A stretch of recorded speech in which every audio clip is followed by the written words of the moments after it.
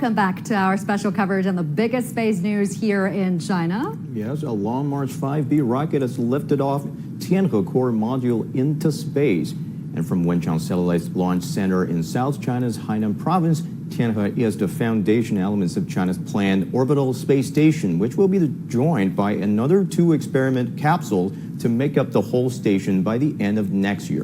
And China has another 10 major space missions to be launched by then, as it aims to complete the construction of its own space station.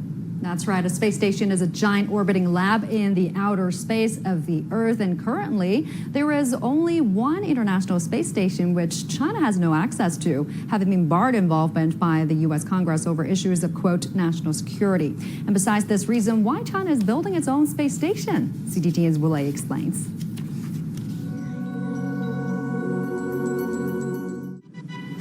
Here on Earth, an apple will fall due to gravity's influence. But in outer space, it floats like this. But how might this apple mutate in a microgravity environment? What might happen when an astronaut eats this apple? China has sent 11 astronauts into space since 2003. During their time in space, the astronauts have carried out a variety of experiments. But their time for each visit was limited. China is aiming to remedy this by building a brand new space station by the end of 2022, which is expected to remain in space for over 10 years, allowing astronauts who spend time there to engage in longer physical, biological, and cosmological experiments. As for experiments, Chinese scientists are interested in growing plants. These flowers and vegetables were grown from seeds mutated in space. The effects of living in space are also of concern for scientists. Knowing how to guarantee the ability for astronauts to have a healthy long-term stay in space could pave the way for future space travel. China's new space station won't just be for Chinese scientists, but also for global scientists as well. So far, a total of 9 projects proposed by 17 countries, including Germany, France, and Italy, have been selected for the first round of experiments to be conducted in this new space lab. This new facility is expected to open up a brand new chapter in human space exploration. Wulei, CGTN. Well, let's take a look now at some of the experiments that are expected to be conducted on the new space station in China. There are 9 projects from 17 countries that stand out from the 42 applicants since the announcement of opportunity in May 2018. 2 related to astronomy, a gamma ray experiment involving Switzerland, Poland, Germany, and China, and a nebular gas experiment by India and Russia. 3 related to microgravity fluid physics and combustion. One of these is proposed by India and Belgium, another Italy and Kenya, and another by China and Japan.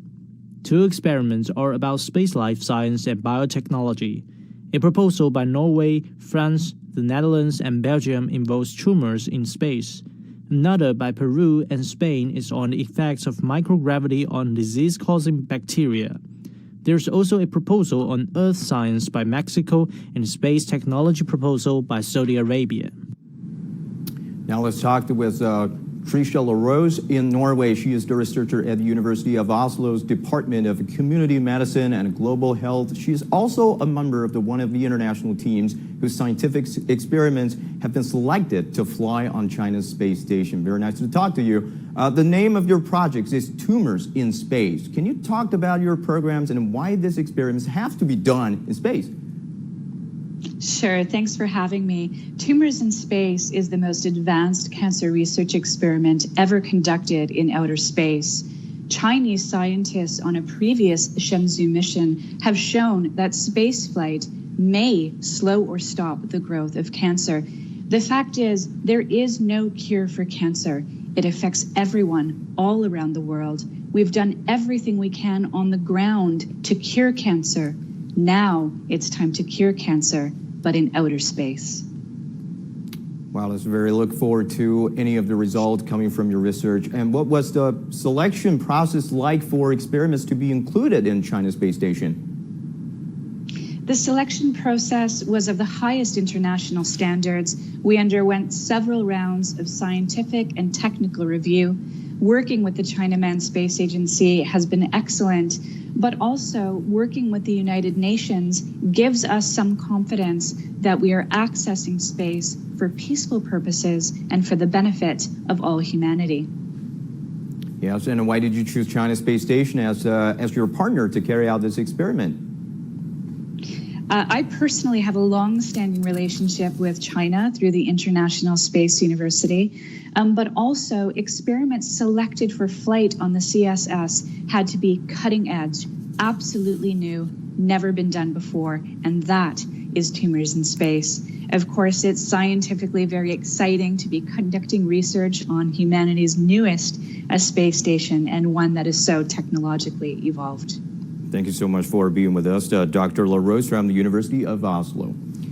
The foreign astronauts and global cooperation on scientific experiments are most welcome in China's space station once it begins operation in 2022. And these were the remarks made by Hao Chun, the director of China's Manned Space Engineering Office, in an exclusive interview with CGTN. Since the implementation of the project, we have carried out extensive exchanges with a large number of national and regional space agencies, such as Deutsche Aerospace, the Italian Space Agency, Aerospatiale, and Pakistan's Space Agency. We and the United Nations Office for Outer Space Affairs carried out cooperation on applications concerning the use of China's space station. We signed an agreement. In the early stage, we jointly selected the first batch of projects to collaborate on. There are now 9 projects to be participated in by 17 countries, who have officially confirmed their participation in scientific experiments in China's space station. In the future, there will surely be foreign astronauts participating in China's spaceflight, working and living on our space station. In addition, some foreign astronauts are already participating in Chinese flights and are already learning Chinese. And joining us in the studio is Professor Yang Yuguang from China Aerospace Science and Industry Cooperation. Great to have you with us, Mr. Yang, as always. So let's talk about it. Now, in 2019, China announced 9 projects from 19 countries that were selected from 42 applications, making them the first batch of scientific experiments for China's space station. What are the standards for the selection of these experiments? Well, you see that international cooperation is always very important for not only the China Manned Space Program, but also for the whole China Space Program. So in these selections, we cooperate closely with the United Nations, or actually speaking, the UNUSA, the United Nations Office for Outer Space Affairs, and other organizations.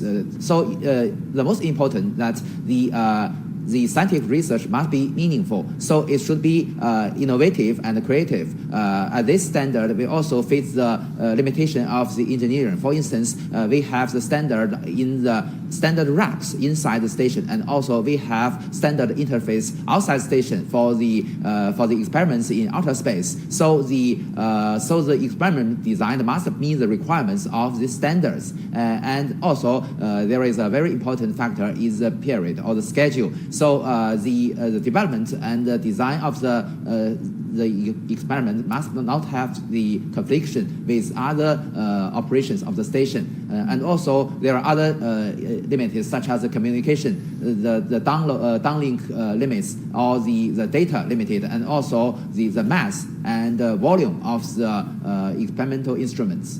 Now also joining us in the studio via the video link is Mr. Xu Yansong, the Director General in Asia Pacific Space Cooperation Organization, and welcome both. Now this is a question for both of you. What are the kinds of experiments conducted in the space station? Earlier we just talked to this researcher from the University of Oslo. She just talked about his research on the cancer and tumors in space. What other experiments that we can see in the space station? Well, I think the best environment of the space station is microgravity environment. Mm-hmm. In that station environment, we can do a lot of things that we cannot do on Earth because of the gravity. For example, we have done this before and many times using the recovered capsule, which is the crystallization of proteins. This is also for medical breakthroughs and cure of cancer and other disease. And in the same time, we're also doing a lot of things such as biotechnologies, and also space environmental gravity combustions and aerodynamics and microgravity testing for new materials and new breakthroughs. So all of this requires microgravity environment. And also as a human mission of the Tiangong, we also have the constant attendance of the astronauts to take care of some of the environmental testings and experiments. So this is also very, very big advantage in comparison with the unmanned missions.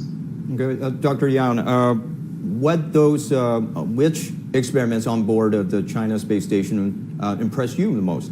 Well, you may notice that there are multiple racks inside the station, either in the core module or in the experimental modules. Each rack will be dedicated into a certain area, and also there are several racks engaged in which can provide service for multiple fields. You see, that's the most thing impressed me is the microgravity physics, especially the microgravity fluid physics, and also the combustion phenomena in microgravity field. There are also some other research, as Mr. Xu has mentioned, the biological or the medical research on the influence of microgravity and the radiation to the human cells, even the cell of cancers, and also other creatures. What impressed me is some engineering research. You see, that's what we just have mentioned is the scientific research. There are also other research on engineering. For instance, the newly designed instruments, devices,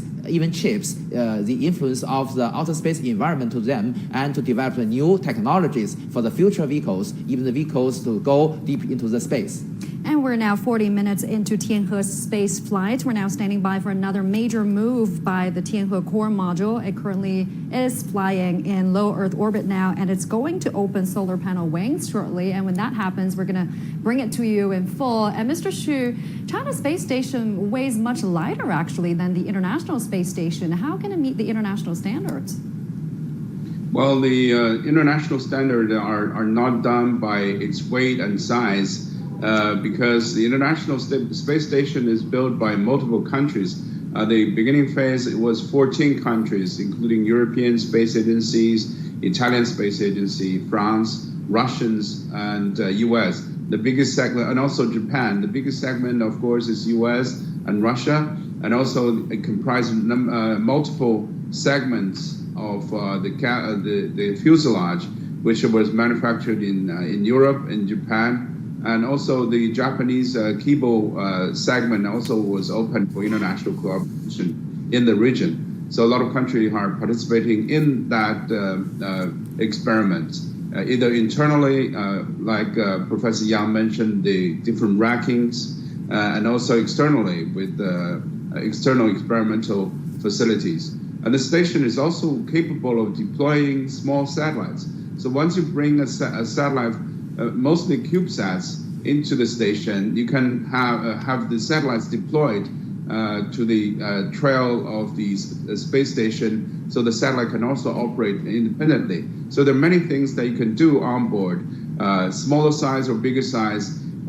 We can do similar things. So the Chinese space station is a breakthrough for the Chinese space community, and also number of experiments are recruited and called for announcement of opportunities in the international community. We'll also receive very interesting proposals like from Thailand.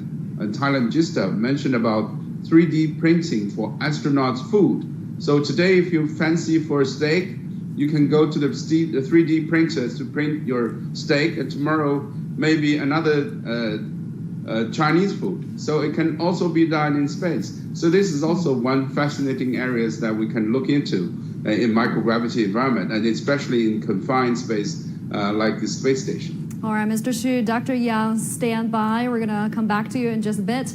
China is launching the core module of its space station today, and the station is expected to become operational by the year 2022 and will be the second of its kind to be present in space. Currently, the only space station in orbit is the ISS, or International Space Station, a multinational project that's been operating for 21 years. Now, the ISS is the largest artificial object in space and has been hosting hundreds of astronauts from different countries. Let's now take a close-up look. The International Space Station is the largest single structure humans have ever put into space. Its components were constructed and assembled between 1998 and 2011. In 1993, the United States and Russia agreed to merge their separate space station plans into a single facility, with assistance and components from a multinational consortium, including Canada, Japan, and 11 member states of the European Space Agency. The first component of the International Space Station was launched on a Russian rocket in 1998. More pieces were added after that, and 2 years later, the station was ready to host astronauts. The first crew arrived on November 2, 2000, and humans have been staying there ever since. The space station flies at an average altitude of 400 kilometers above Earth. In one day, the ISS travels about the distance it would take to go from Earth to the Moon and back. The space station is as big inside as a house with 5 bedrooms. It has 2 bathrooms, a gymnasium, and a big bay window. It weighs 391,000 kilograms and is big enough to cover an American football field, including the end zones. It also has science labs from the United States, Russia, Japan, and Europe. The International Space Station is making discoveries not possible on Earth and helping us push further into space. Every single day, we are answering big questions about Earth and about space, about where we came from and about where we're going. But the other thing that we're doing is we're learning more questions to ask. The Alpha Magnetic Spectrometer 02 has been looking for evidence of dark matter from outside of the space station since 2011. The one-year mission conducted between 2015 and 2016 was the first of a series of extended duration research missions to develop a better understanding of how each human system adapts to the spaceflight environment. In 2018, NASA's Cold Atom Lab became the first facility to produce the 5th state of matter, called a Bose-Einstein condensate in Earth's orbit. The space station is a home in orbit. People have lived there since the year 2000. Current plans call for the space station to be operated through at least 2024, with the partners discussing a possible extension until 2028. After that, plans for the space station are not clearly laid out. It could be deorbited or recycled for future space stations in orbit. But humans will not stop exploring the unknown and the endless universe. Let's continue our discussion with 2 of our guests. Dr. Yang, compared to the International Space Station, what are some of the new features that we can expect from the station of China that China's building? Well, you see that the International Space Station is the 4th generation of space stations, compared with the Mir station, because Mir is the 3rd generation which adopted a modular design. And based on this, the International Space Station has a very big truss. The main truss has a length of 108 meters, and we can see 8 pairs of huge solar panels, which have 2-dimensional SADA or solar array drive assembly. While our station, as Mr. Xu and you mentioned, it is much smaller than the International Space Station. This is because you see that we are still developing country. So we don't choose to have such a big station, and we only build a station which can meet our requirement of high technology development and scientific research. So although this station is much smaller than the International Space Station, but the efficiency of the station is higher than the International Space Station. It also has the huge solar panels which have 2-dimensional SADA or solar array. So it can rotate in two directions and provide very powerful electricity, usually higher than 27 kilowatts to the station. So it can perform many research. You see, as I mentioned, there are more than 20 standard racks in our station. Not very, you see that only the International Station only have 40 racks also. So we can do a lot of things and more scientific research than the Mir space station. Even you see that in this initial stage, we only have three modules, less than the half of the mass of Mir, but we can do more scientific research than the Mir. So we also belong to the fourth generation of space stations. And Dr. Xu, over to you. The International Space Station has been in service since 2000. It is expected to retire until 2024 unless plans from the participating countries, mainly US and Russia, change. But do you think that China's space station can somehow replace the ISS? Because if the ISS retires, the China's space station will be the only one left in space that is functional. Well, I think the ISS is not going to be completely retired or burned out in outer space atmosphere because the International Space Station is a huge complex and still retains its value in outer space. So the retirement by 2024 means that the intergovernmental mechanism is disassembled so that this station can be either commercialized or separated. So that national support would no longer be available. So the Chinese space station will be an important supplement to the International Space Station with a continued effort from the government support and also a continued presence of human beings in outer space.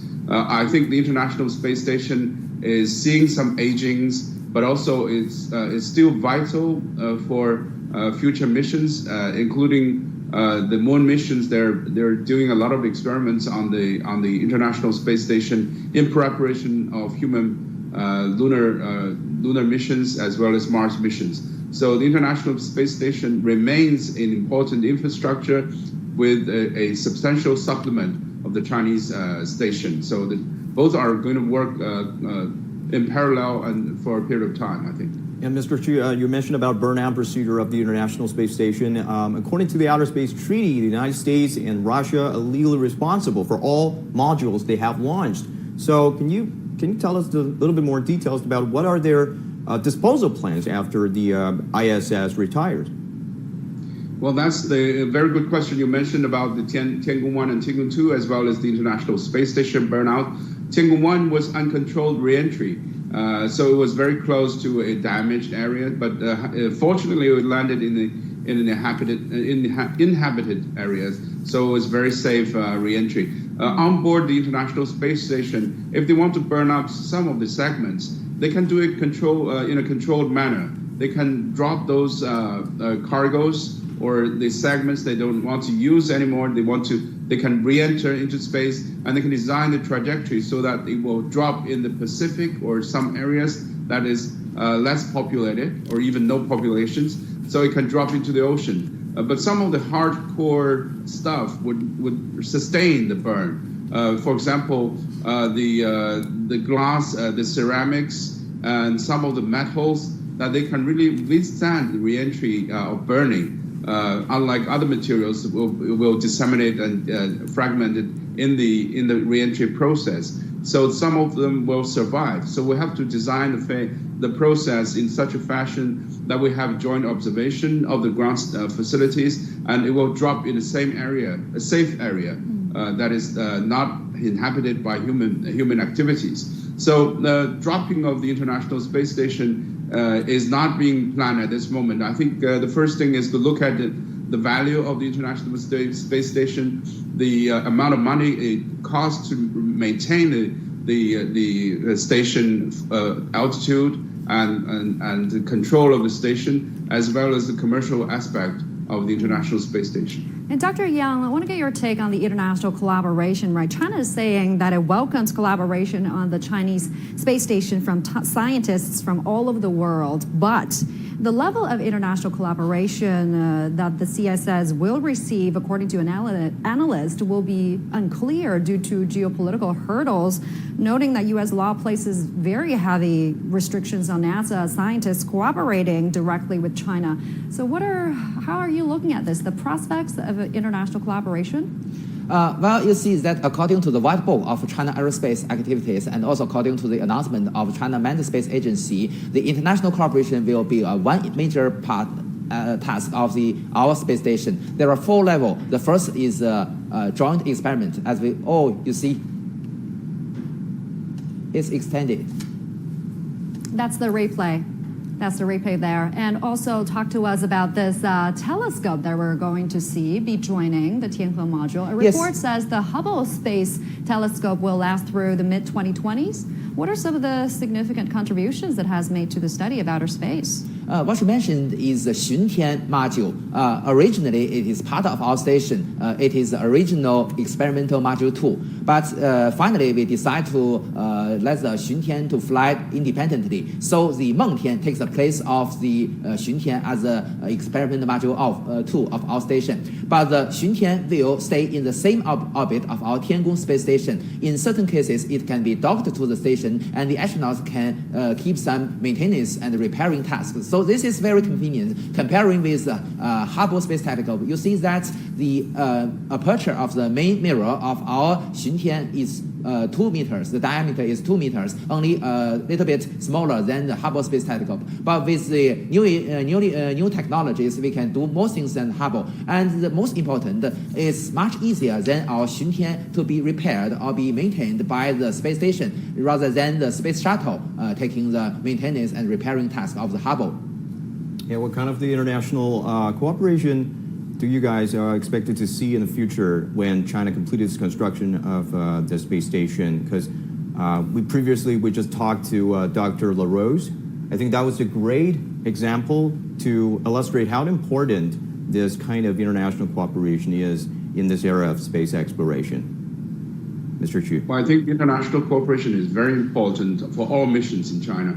We have also very prominent mission of the Chang'e missions. The Chang'e 4, as a redundancy of Chang'e 3, has collected 5 or 6 countries to put on board the Chang'e 4 instruments.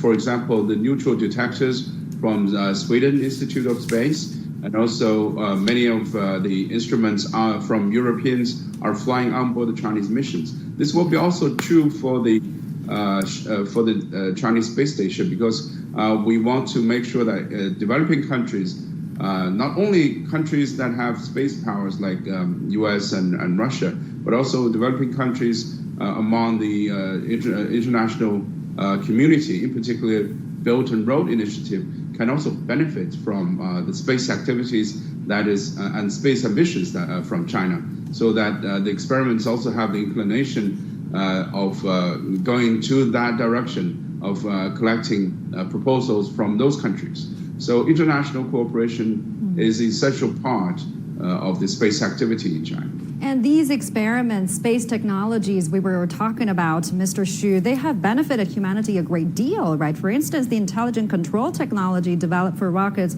has been applied in construction of smart ports, communities, factories. Diapers were initially designed for astronauts in space. Talk to us about these benefits. Yeah, space technology has been derived in many areas, and also, for example, the CT scanners, as well as many MRI, medical imaging facilities, are also technologies that are derived from space technology. So we see a lot of space benefiting our daily life. For example, the communications that we use for TV broadcasting, overseas communications, navigation on our cell phones, or even in the car, that we use almost daily and rely more and more on it, has been taken for granted, because those are space technologies that are benefiting our daily lives. There's a saying that if you switch off the space for one day, you won't tell the weather, you won't have a navigation, you won't know your way back, and you won't communicate anyway. So it's back to the Stone Age, basically. So space technology are very important for our daily life, even though we take it for granted, because we can't see it visibly with our eyes, but we do feel it and we do use it. Yeah, we're now about a little more than an hour into this flight, and we're still standing by for that solar panel deployment. Yes. And And you're looking at this clock right there in the command center, an hour into this flight, about 3,500 seconds. That is measured in seconds. And Dr. Yang, the European Space Agency is cooperating with China on the space station, and there's also support from the United Nations Office of Outer Space Affairs. Talk to us, why is it necessary to secure international cooperation even before the construction of the space station? Actually speaking, that our manned space activities and our lunar exploration projects and even our Mars missions is getting some support from other countries. You see that during the first several missions, the European Space Agency provides support by utilizing their ground stations all over the world. Because you know that although China is a big country, but still very small comparing to the whole globe. During the flight missions before we have our Tianhe data relay satellite, the coverage of our ground stations are still limited. So we really need the support from other countries to get the ground stations, the data link from the stations of other countries. And also, as Mr. Xu has mentioned, we have payloads from other countries. Especially, I should mention that that Shenzhou 8 is a manned mission to test rendezvous and docking technology. But on board the Shenzhou 8, there is a joint experiment between China and Germany called Singbox, which performs some biological experiment in space. So these have very great achievements and have benefit to the science, to the space science, and also to the benefit of the whole human society. So in the future, you see that the international cooperation, to my understanding, is already a major trend in the whole world, not only in China, but also in other most space-capable nations. So we should do this more in the future. Well, Mr. Xu, I got to ask a question, because this project has been involved so many international organizations inside, including the UN Office of Outer Space Affairs, including the European Space Agency. Can you tell us more about this kind of a cooperation with those international organizations? Well, the United Nations Office for Outer Space Affairs is the functioning part of the United Nations Committee on Peaceful Use of Outer Space. And also, they're the governing body of the implementation of the Space Treaty. So it's more or less of the largest multilateral platform that is currently functioning in UN for space areas. The COPIOS, or Peaceful Use of Outer Space Committee, has over 80 member countries from all over the world. So we're using that platform to place this announcement opportunity. So this is one of the words that we use mostly for once you have an opportunity to cooperate in space. So we announced that the Chinese space station is open for cooperation and proposals. So that platform has been functioning with the United Nations Office for Outer Space Affairs. That many countries did express their interest in participating in the payload on board the Chinese mission. And also with the European Space Agency, we have cooperated in many years. That is based on the telemetry tracking and control cross-support, that because of the geographic locations, we did receive a lot of support from ESA, including the lunar missions, and as well as the deep space exploration missions. Sorry to interrupt there, Mr. Xu, because we're entering a critical point. The solar panels, looks like the solar panels on the Tianhe core module, they have successfully deployed. You're seeing that solar panel wings stretching out from the main core. How critical is this, Dr. Yang? You see that we can see from the screen, this is a 3D animation. Although it is an animation, but the status, what I mean is the status of the solar panels is based on the telemetry data getting from the downlink. So you can see that we can ensure that this status is confirmed by the data getting either from the ground tracking, space tracking ships, or from the Tianhe data relay satellite. So you can see, we can confirm that the solar panels has been unfolded properly. Yeah, another major move completed by Tianhe core module. And obviously, after the space station is completed, we will send astronauts up to space, right? So let's talk about this. China has selected 2 rounds of astronauts already. It now has, 17 active astronauts. 11 of them have flown into space. And the country is now about to select a 3rd round of astronauts. And they used to come from the Air Force only, right? But Mr. Xu, I'm hearing that civilians now can apply to these missions as mission specialists. Is it true? Well, selecting astronauts from Air Force is simply because of the physics and the conditions that they have flown. But I think in the future we will select astronauts from the common community based on scientific backgrounds. This is also true in NASA. Once they have the space station and shuttle, they used to select people from the Air Force, and then followed by a number of astronauts that are basically with the scientific background, so they can do more and understand more of these onboard missions. And Mr. Xu and Dr. Yang, in the following stage, astronauts crews will be sent to the space station by taking Long March 2-5. And a space official said in March that there will be another Long March 2F rocket to stand by in case there is the emergency rescue mission. Tell us more about those safety procedures. Well, you see that the Long March 2F for the launch of Shenzhou 12 has already arrived at the Tianhe Satellite Launch Center. But before that, we should perform the Tianzhou 2 mission. The launch of the Tianzhou 2 will be performed the next month, and docked to this Tianhe core module, which can provide the most of the supplies for the 3 months residence of our Shenzhou 12 crew members in this station. So, so maybe in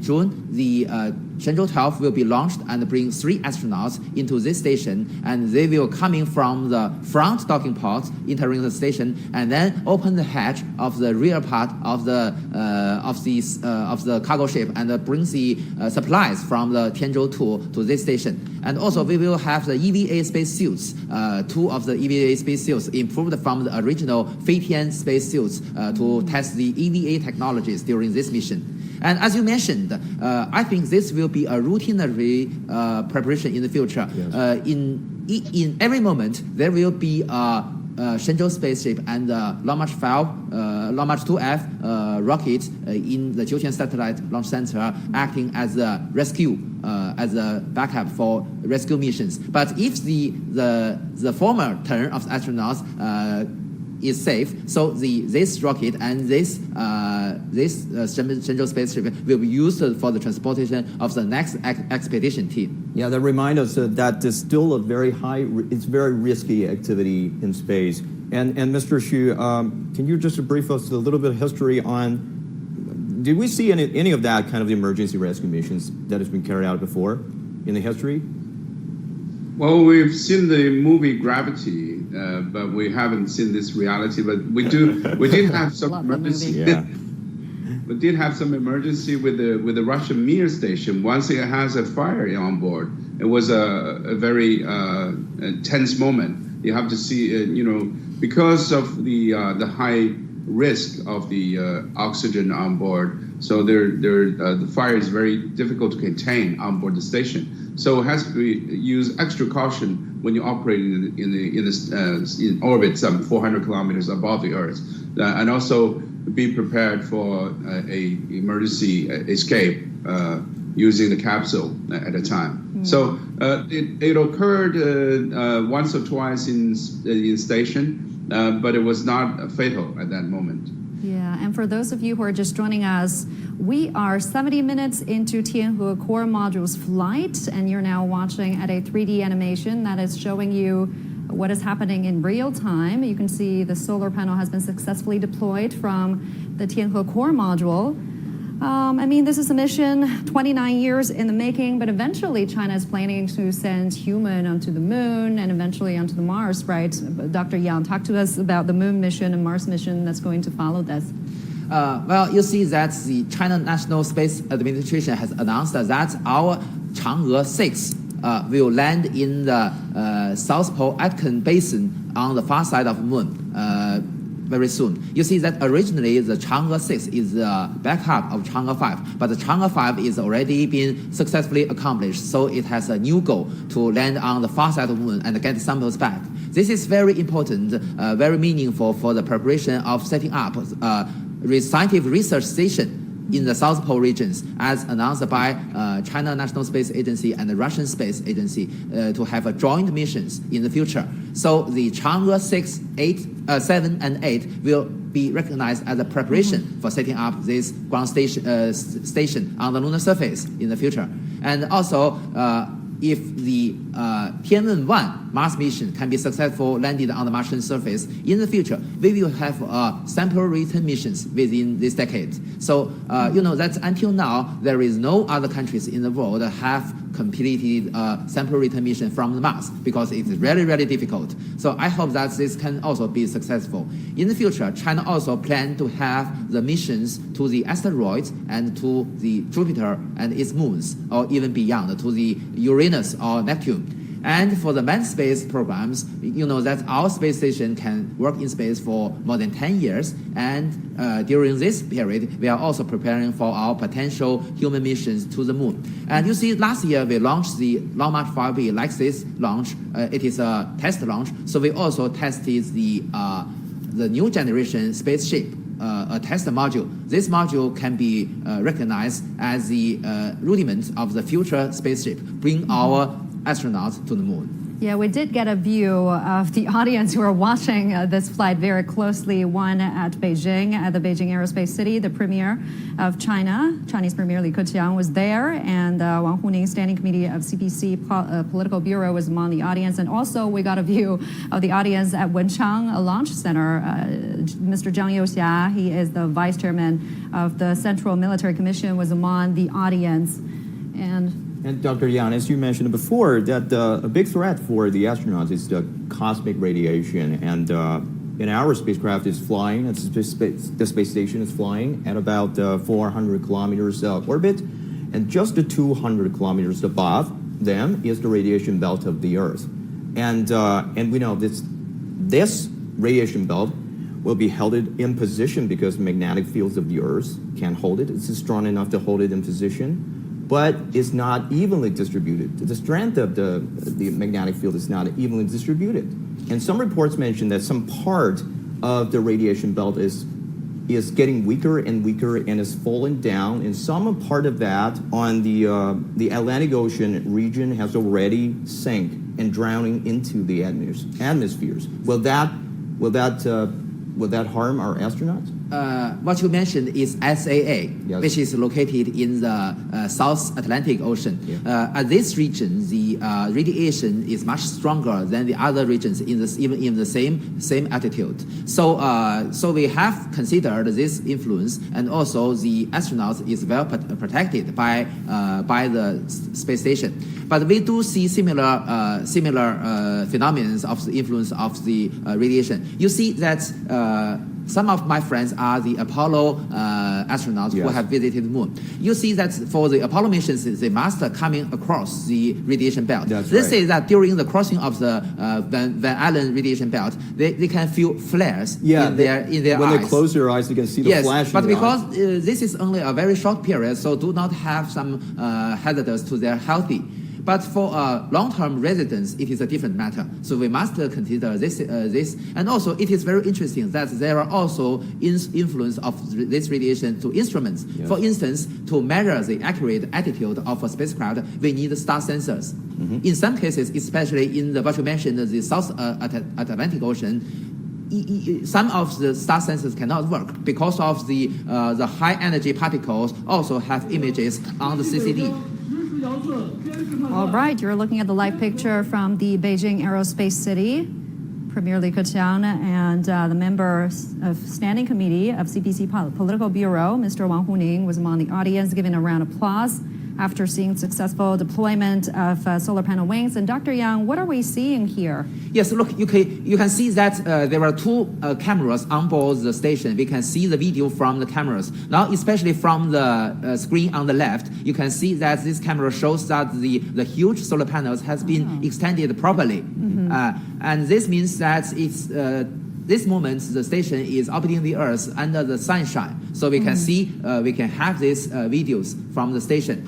This proves that the solar panels have already provided the electricity to the whole station, not depending on the storage batteries. So the station can go on its task continuously. Yeah, there are numerous cameras on this capsule, right? And they have light on it to illuminate the spacecraft so that it shows up on camera. They can use it for engineers. If there to be a problem or anything, they want to have cameras on all the parts and components like this one, providing you this view. In case there's an anomaly, right, it can be a good visual representation or a good reference of what's going on. That's right. Mr. Xu, there are 5 docking ports on the core module of the Tianhe, which is what we're watching right now. It is reportedly prepared for 2 docking ports, 2 berthing ports, 1 EVA hatch, and what are they? Well, I think this comprises the connecting part. That is the live picture coming out at the Wenchang launch site. People are cheering and applauding. You're watching the command. Vice Chairman of Central Military Commission make an announcement. Let's listen. Experts, dear colleagues, according to the report, the Long March 5B Y2 carrier rocket has already lifted Tianhe core module to the scheduled orbit, and it's also having normal function. And I declare that the mission of Tianhe core module is a complete success.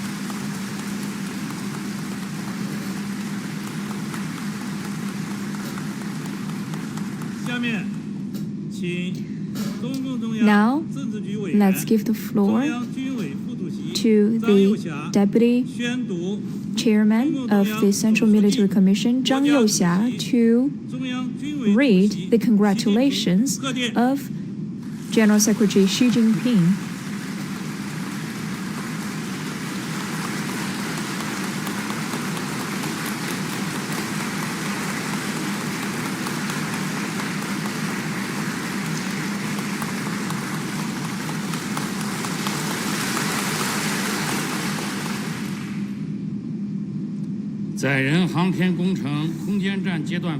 The space station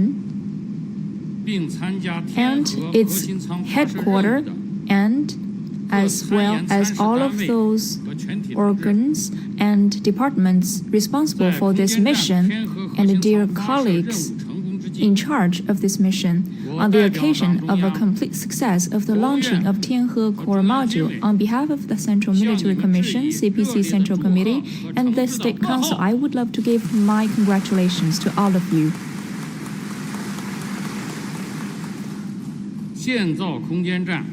Establishing the space station and the space laboratory is one key step of the 3-step strategy, and it's also one necessary step to establish a strong space and astronautic power. And the success of today's mission signifies that we have entered into a comprehensive stage of space development. It lays a solid foundation for future missions. I hope all of the staff members could further carry out the spirit of atomic, 2 bombs and 1 satellite, and have a complete success of the space missions and contribute to building a modern society with Chinese characteristics. Xi Jinping, April 29, 2021.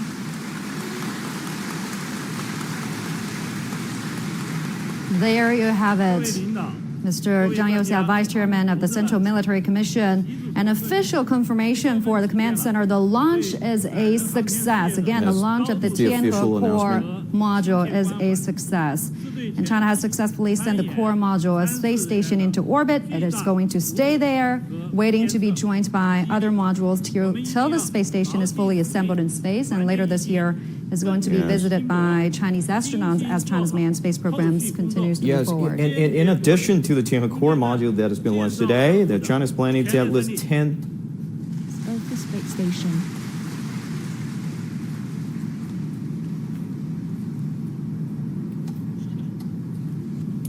Well, in addition to this Tianhe today, we are expected to see more missions to be carried out. China is planning at least 10 more launches of other major modules, as well as crewed and cargo missions, as Shuya mentioned. All right, that is Premier Li Keqiang. You are seeing there, shaking hands with all the engineers, followed by other officials.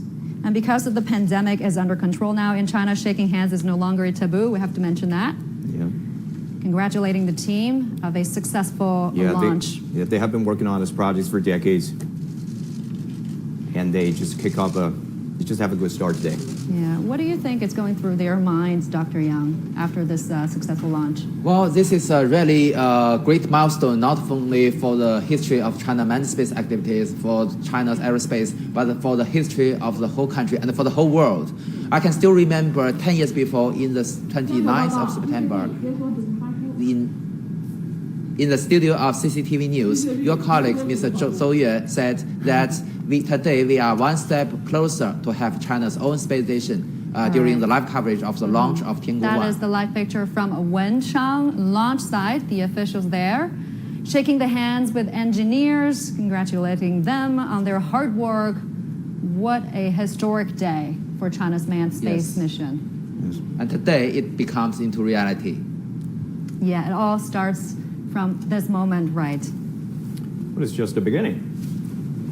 And a good beginning as well. Yeah. And we have to mention that China is now the world's second space spender and has launched the most rockets since 2018. Mr. Xu, let me bring you into our discussion. Why is China seeing it as a national priority? I think we see an increasing number of space activities in China. In particular, last year we had more than 39 launches. By that, we mean there's another one from the lunar surface, ascending vehicle, putting samples back to Earth. So that's in total 40 launches. Activities increase because we need to build space infrastructures. We also have more ambitious space projects and programs. We know in the past, US and Russia had more than 1,000 launches each country, but we're catching up. We have more than 300 and 400 launches, and also we have booming commercial sectors in the space areas. So space has been areas that is very intense development. This is largely due to the development of the economy in the nation. Every country, space activities and space ambitions are reflected by their GDP. Yeah, Mr. Xu, let's just review what's going to happen in the rest of this year. What we expect to see. What's next, right? Yeah. Exciting parts is the building of the CSS, the Chinese space station. This will be followed by next month cargo ship and manned crew in the months to follow, and 11 launches in total. So this has been delayed somehow because of the Long March 5 hiccup 2 years back.